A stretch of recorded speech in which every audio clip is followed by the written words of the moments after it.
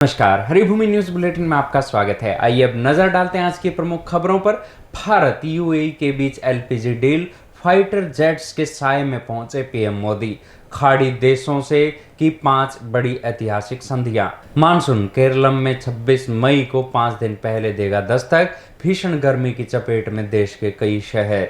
Trump बोले चीन के साथ शानदार ट्रेड डील, दोनों देशों को होगा फायदा। हॉर्मुज संकट पर ट्रंप का बड़ा दावा, कहा चीन करेगा अमेरिका की मदद। ईरान की नई घेराबंदी से हड़कंप, पाकिस्तान में सैन्य कैंप पर आतंकी हमला, नौजवानों की मौत, बारूद से भरा ट्रक गेट से टकराकर जोरदार धमाका। अब खबरें विस्तार से। प्रधानमंत्री नरेंद्र मोदी की अत्यंत महत्वपूर्ण संयुक्त अरब अमीरात यानी यूएई यात्रा ने दोनों देशों के बीच रणनीतिक संबंधों को एक नई ऊंचाई दी है। अबू धाबी पहुंचने पर पीएम मोदी का भव्य स्वागत किया गया, जहां यूएई एयरफोर्स के F-16 फाइटर जेट्स ने उनके विमान को एस्कॉर्ट कर विशेष सम्मान दिया। राष्ट्रपति शेख मोहम्मद बिन जायद अल नाह्यान के साथ हुई द्विपक्षीय बैठक में एलपीजी सप्लाई को लेकर एक ऐतिहासिक समझौता हुआ, जो भारत की ऊर्जा सुरक्षा के लिए मील का पत्थर साबित होगा।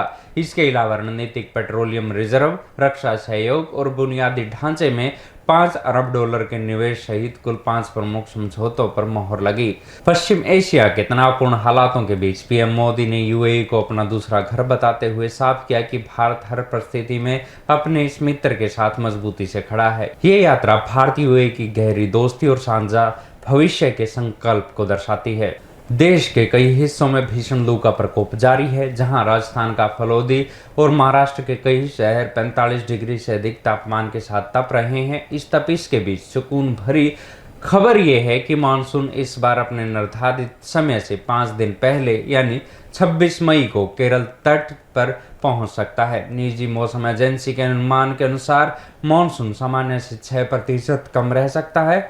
जहां जून में बारिश सामान्य होने की उम्मीद है, वहीं जुलाई में गिरावट शुरू हो सकती है, जिसका असर मध्य प्रदेश, राजस्थान, पंजाब और हरियाणा जैसे कृषि प्रधान राज्यों पर पड़ने की आशंका है। इसके साथ ही हाल ही में उत्तर प्रदेश में आई आंधी बारिश ने जो तबाही मचाई है, उसने मानसून पूर्व चुनौतियों को और बढ़ा दिया है। अमेरिकी राष्ट्रपति डोनाल्ड ट्रंप ने अपने 3 दिवसीय चीन दौरे के अंतिम दिन बीजिंग के राष्ट्रपति शी जिनपिंग और ट्रंप के बीच गोपनीय और उच्च स्तरीय बैठक की। इस वार्ता के बाद ट्रंप ने बड़ा बयान देते हुए कहा कि दोनों देशों के बीच शानदार ट्रेड डील हुई है, जिससे अमेरिका और चीन दोनों की अर्थव्यवस्था को लाभ होगा। हालांकि इन समझौतों के विशिष्ट विवरण अभी सार्वजनिक नहीं किए गए हैं। बीजिंग एयरपोर्ट पर ट्रंप को भव्य गार्ड ऑफ ऑनर के साथ विदाई दी गई, जहां चीनी विदेश मंत्री वांग यी स्वयं उन्हें छोड़ने आए। इस दौरे के दौरान एक और जहां व्यापारिक रिश्तों को मजबूती मिली, वहीं दूसरी ओर ताइवान स्ट्रेट में शांति और अमेरिकी विदेश मंत्री मार्को रूबियो के बयानों ने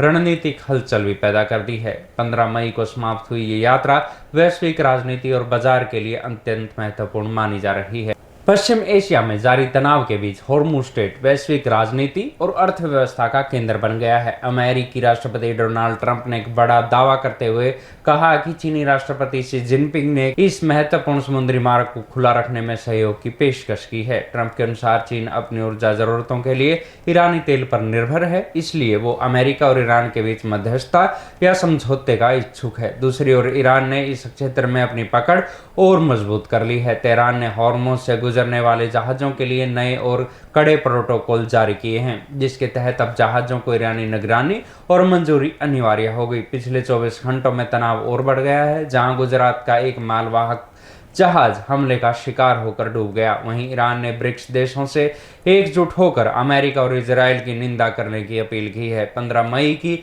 ये रिपोर्ट दर्शाती है कि हॉर्मुज का संकट अब एक वैश्विक कूटनीतिक युद्ध का रूप ले चुका है। पाकिस्तान के अशांत उत्तर पश्चिमी इलाके में सुरक्षा व्यवस्था पूरी तरह से चरमरा गई है। अफगानिस्तान सीमा से सटे खैर पख्तूनख्वा के बाजोर में आतंकवादियों ने एक सुरक्षा परिसर को निशाना बनाते हुए भीषण हमला किया। हमलावरों ने एक विस्फोटकों से लदे एक ट्रक को सुरक्षा कैंप के गेट से टकराकर जोरदार धमाका किया, जिसके बाद आतंकवादियों और सुरक्षा बलों के बीच लंबी मुठभेड़ हुई। इस आतंकघाती हमले में कम से कम 9 अर्धसैनिक जवानों की जान चली गई है, जबकि जवाबी कार्रवाई में 10 आतंकी भी मारे गए हैं। घटना में 35 से अधिक सुरक्षाकर्मी घायल हुए हैं। आतंकी संगठन तहरीक तालिबान पाकिस्तान ने इस हमले की जिम्मेदारी ली है। पिछले एक हफ्ते के भीतर इस क्षेत्र में ये तीसरा बड़ा हमला है। इससे पहले बन्नू और हंगू में भी कार बम ब्लास्ट और मोर्टार हमलों को मिलाकर अब तक 30 से अधिक लोग अपनी जान गंवा चुके हैं, जिससे पूरे सीमावर्ती इलाके में